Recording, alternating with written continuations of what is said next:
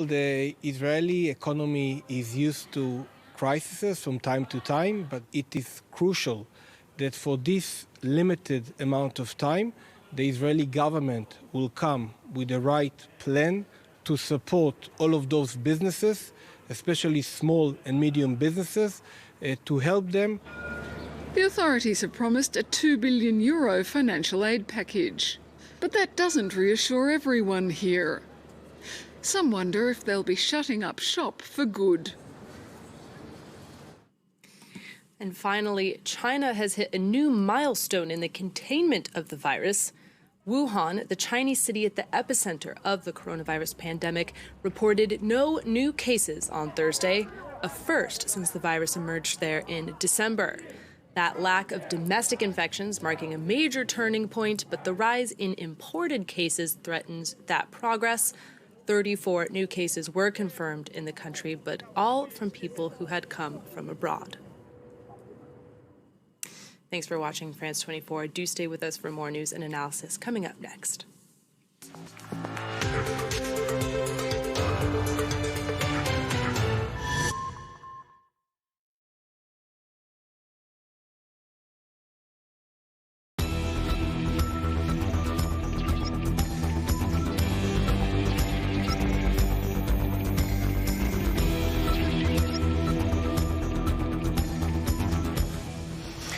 A series of white winding passageways and narrow streets, all cascading down to the Mediterranean Sea. The Casbah of Algiers usually attracts tens of thousands of tourists every year from all over the world. This year, rather fewer visitors, as the streets of Algiers have been full of demonstrators twice a week. The Casbah, for once, not at the heart of the anger, but it incarnates the splendour of Algerian heritage and the richness of its history. Occupied in turn by the Carthaginians, the Berbers, the Romans, the Turks who fortified it, giving it its name, Casbah, or citadel in Arabic.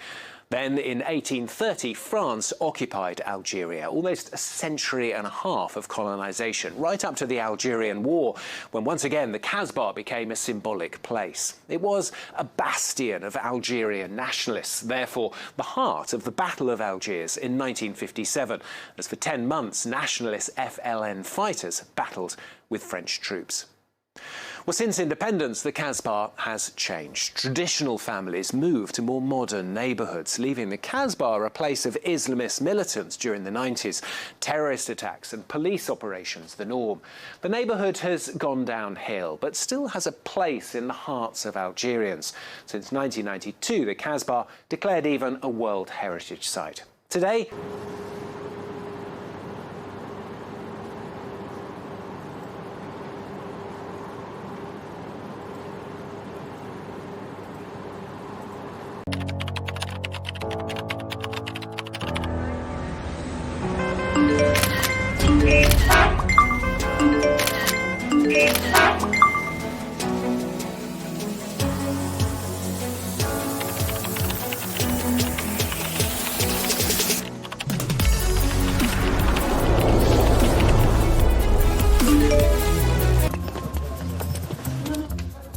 Up you go, straight ahead. Hamouda Mohammed and his 2 donkeys work as rubbish collectors 6 days a week. In the Casbah, there are stairs, climbs, descents, alleys. There's no room for cars. It's too narrow. The trucks can't get through. But the donkeys can. In fact, the Casbah was designed with them in mind. The steps have frequent flat areas where they can rest on all 4 legs. 62 donkeys work the Casbah from top to bottom to clear the waste of 50,000 inhabitants, sometimes as often as 10 times a day.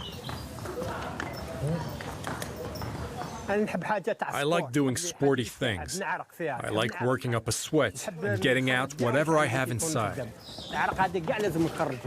When you go up and down like this, you don't become diabetic. You don't get fat. It's a good workout. And my heart works well. That's what it means to love the Casbah. Hamouda hopes to lead the animals until he retires. A rare example of continuity in a neighborhood that is closely associated with turmoil and upheaval.